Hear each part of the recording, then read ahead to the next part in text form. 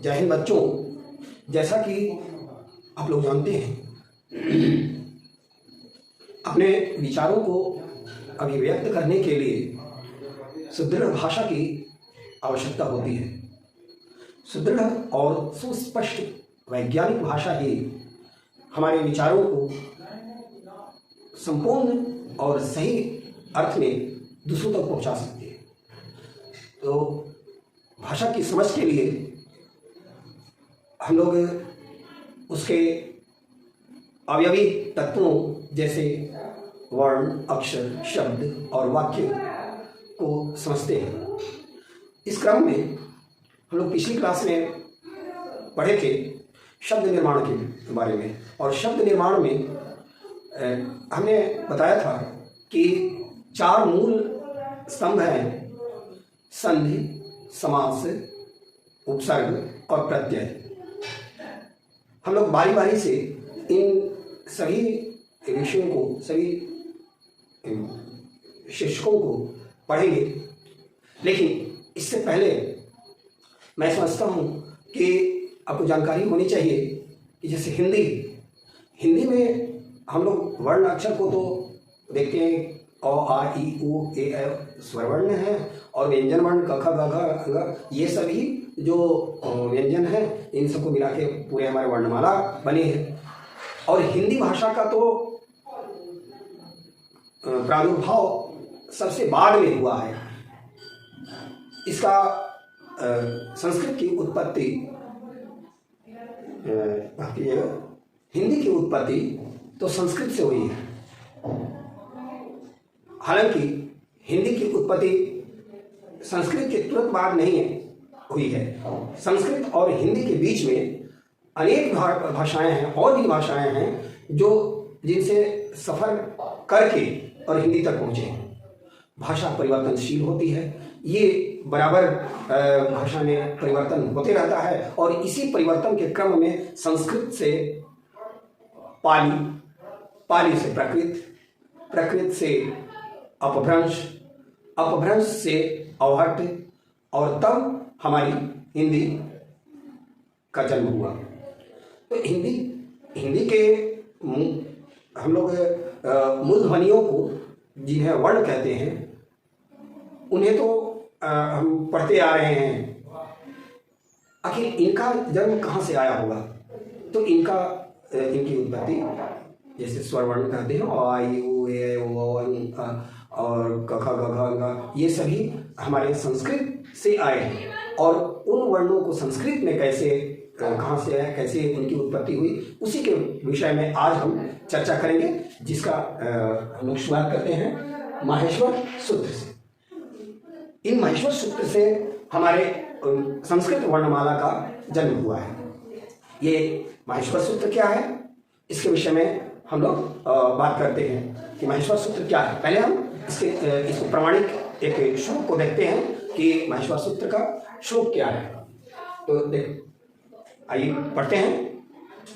नृत्यावसाने नटराज राजो ननाद धक्काम नव पंचवारम उद्धर्तु कामः सनकादि सिद्धान् एतद्विमर्शे शिवसूत्र जालम। ये प्रमाणिक श्लोक है जिसे माहेश्वर सूत्र कहते हैं। माहेश्वर सूत्र क्यों कहते हैं? क्योंकि ये सूत्र भगवान शंकर के डमरू से उत्पन्न हुए हैं। भगवान शंकर ने तांडव नृत्य किया था। नृत्यावसाने यानी तांडव नृत्य के अवसान यानी उपरांत, उसके पश्चात, नृत्य करने के पश्चात नटराज राज यानी नटराज भगवान शिव को कहा गया है कि भगवान शिव ननाद धक्काम, अपने डमरू को ननाद माने बजाया, अपने डमरू को बजाया। 9 पंचवारम, 9 पंचवार, 9 और 5 यानी 14 बार अपने डमरू को बजाया, और 14 बार डमरू को बजाया, जिससे 14 सूत्र प्रकट हुए। और क्यों उन्होंने बजाया, क्यों उन्होंने ये 14 सूत्रों को प्रकट किया?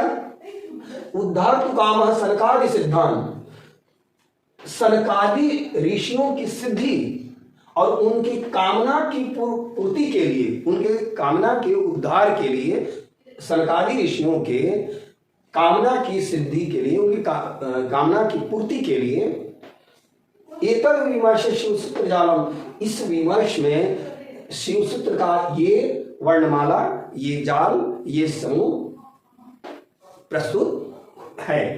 तो ये सनकादि ऋषि किन्हें कहते हैं, जैसे कि आप जानते हैं सनक, सनंदन, सनातन और सनत कुमार।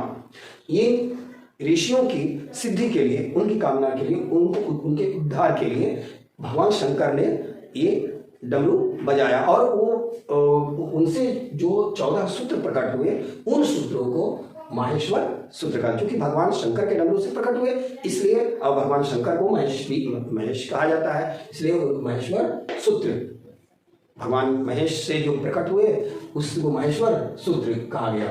तो इस तरह से हम लोग इस श्लोक का अर्थ समझ गए कि क्या है, नृत्यावसानी नटराज राजो, तांडव नृत्य के उपरांत भगवान शंकर ने अपने डमरू को 14 बार बजाया। सनकादि ऋषियों की सिद्धि और उनकी कामना की पूर्ति के लिए ये शिवसूत्र, इनको शिवसूत्र भी कहते हैं और प्रत्याहार सूत्र भी कहते हैं। क्यों प्रत्याहार सूत्र कहते हैं ये आगे हम बताएंगे। प्रत्याहार सूत्र भी कहते हैं, माहेश्वर सूत्र भी कहते हैं, सब इसी का नाम है। अब हम लोग देखते हैं कि माहेश्वर सूत्र में ये कौन कौन से सूत्र हैं, जो 14 सूत्र, 14 बार डमरू को बजाने से वो 14 सूत्र क्या निकले, और इन सूत्रों को भगवान शंकर के आशीर्वाद से महर्षि पाणिनि को प्राप्त हुए। महर्षि पाणिनि ने तपस्या की, उनसे प्रसन्न होकर भगवान शंकर उन्हें आशीर्वाद स्वरूप ये डमरू के द्वारा जो प्रकट हुए सूत्र हैं उन्हें प्रदान किए। या यूं कहें, ऐसा भी कहा जाता है कि भगवान डमरू, भगवान पाणिनि के तपस्या से प्रसन्न होकर भगवान शंकर उनको डमरू, अपना डमरू बजाए और उन डमरू से निकले मूल ध्वनियों को महर्षि पाणिनि ने पहचाना और उन्हें वे एकत्र करते गए, उनको लिखते गए। अच्छा, और उनको क्योंकि उस समय लेखन शैली कम थी, लेखन सामग्री, लेखन का साधन उपलब्ध नहीं था, इसलिए उनको स्मृतिगम में बनाने के लिए, उनको याद रहने के लिए एक सीक्वेंस बना लिए, एक सिलसिला में सबको उन्होंने व्यवस्थित किया और इनसे जितने भी उन्होंने सूत्र बनाए उसको एक पुस्तक का संकलन किया, ग्रंथ का संकलन किया, जिसे अष्टाध्यायी कहते हैं। अष्टाध्यायी जिसमें 8 अध्याय हैं और हर एक अध्याय में 4-4 पद हैं और इस तरह से कुल 32 पद हुए और कुल मिला के उसमें 4000 सूत्रों का संकलन भगवान पाणिनि ने किया है, 4000 सूत्रों का। उसके तो आगे हम लोग उसके विषय में और चर्चा करेंगे। अभी देखते हैं कि ये 14 सूत्र क्या थे। तो पहला सूत्र था अ इ ऊण रील रीक ए ओंग ऐ औच ह य व रट लण यम गण नम झ भय घ ढ धश ज ब ग ड दश ख फ छ ठ थ च ट त क प य, यहाँ तेरा नाम श श स र हल।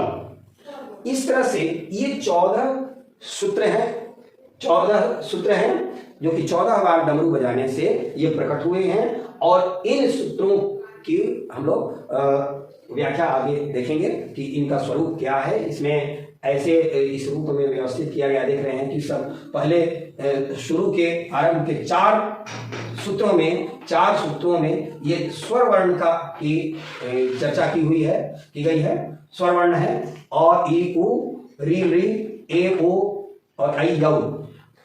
आप देख रहे होंगे कि इसमें अ इ उ ण लास्ट में ण और हलंत उसमें हल लगा हुआ है। ण क ङ च ट ण म ञ श ई श व य और यहाँ र और ल। ये जो लास्ट में जो हलंत वर्ण है इन्हें इत संज्ञा कहा गया है, इत संज्ञक कहा गया है। क्यों इत संज्ञक कहा गया है? क्योंकि इत का अर्थ है लोप, इनका लोप हो जाता है, इनको वर्णों की गिनती में नहीं लेते हैं, इनकी गिनती नहीं होगी। जैसे पहले सूत्र में अ ई उ की ही केवल गिनती होगी और ण की गिनती नहीं होगी, इस ण की गिनती नहीं होगी क्योंकि वह इत संज्ञक है। फिर कहेंगे कि आखिर जब गिनती ही नहीं करनी थी तो फिर उनको लिखा क्यों गया, पाणिनि ने ऐसा लिखा क्यों? तो वे लिखे, जैसे कि हम एक वाक्य बोलते हैं और उसको एक पूरा करने के लिए खड़ी पाई पूर्ण विराम देते हैं, तो इस तरह पूर्ण विराम करने के लिए एक इत संज्ञक वर्ण लगा दिए और इससे प्रत्याहार एक बन जाता है कि पहले वर्ण से आरंभ होकर जो अंतिम वर्ण है, यहाँ जहाँ भी इत संज्ञक वर्ण लगा दिया जाएगा वहां तक एक प्रत्याहार कहलाएगा। प्रत्याहार बनाने का विधि प्रक्रिया भी भगवान पाणिनि ने अपने अष्टाध्यायी के पहले खंड में, जो कि 1 से लेकर 71 सूत्र तक इसमें व्याख्या उन्होंने किया है प्रक्रिया का, तो उसमें भी उन्होंने बताया है कि पहले वर्ण से लेकर जहां इत संज्ञक वर्ण है तो वहां तक एक प्रत्याहार कहेंगे और उसकी गिनती हम लोग इत संज्ञक वर्ण की गिनती नहीं करते हैं। उससे पहले जितना भी, जैसे अण कह देंगे अण, तो अण में हमारा अ भी होगा और ई उ भी होगा, ण नहीं होगा। तो इस तरह से महर्षि पाणिनि ने इन 14 सूत्रों को लिखा है। उसको हमें बड़े अच्छे से इसको याद कर लेना होगा और इन्हीं 14 सूत्रों से भगवान पाणिनि ने अलग अलग तरह के प्रत्याहार बनाए। लगभग 42 प्रत्याहार बनाए हैं, जो कि इन 14 सूत्रों से 42 प्रत्याहार, जिसमें से कि 41 हमारे अस्तित्व में है, एक का जिक्र उन्होंने नहीं किया है।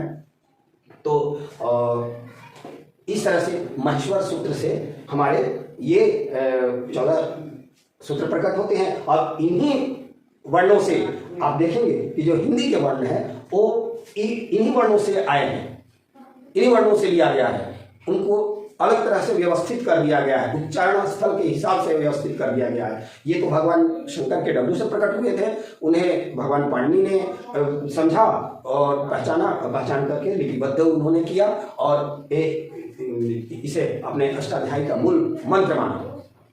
तो इस तरह से हमारा ये महेश्वर सूत्र जो है वो संपन्न होता है। हम लोग अगले क्लास में इसकी व्याख्या अब हम आगे करेंगे, पढ़ेंगे। तो तब तक ये महेश्वर सूत्र जो है हमारी, इस तरह से हम देखते हैं कि महेश्वर सूत्र हमारी संस्कृत भाषा का मूल स्तंभ है, क्योंकि यहीं से वर्ण प्राप्त हुए और वर्णों से ही मिलकर शब्दों का निर्माण हुआ, शब्द से वाक्य और पूरी भाषा का निर्माण हुआ। तो हम लोग आगे शब्द निर्माण पढ़ेंगे, पहले इनको हम अच्छे से आज समझ रहे हैं, इतना नोट कर लीजिए।